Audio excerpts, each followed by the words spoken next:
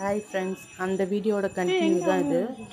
இது பார்த்திங்கன்னா இந்த இதை வியூ தெரியும் உங்களுக்கு. ஆறை சுற்றி தான் அந்த கோயில் இருக்கிறது தெரியும் உங்களுக்கு. இதில் பார்த்தீங்கன்னாவே அன்றைக்கி நாங்கள் சனி பிரதோஷம் சிவனுக்கு வந்து பார்த்திங்கன்னா அன்னாபிஷேகம் பண்ணியிருந்தாங்க, நல்லா இருந்துச்சு.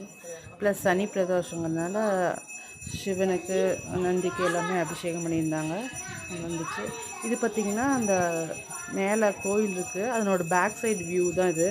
பார்த்திங்கன்னா ஃபுல்லாக அந்த கோயில் சுற்றியும் ஆறு தான்.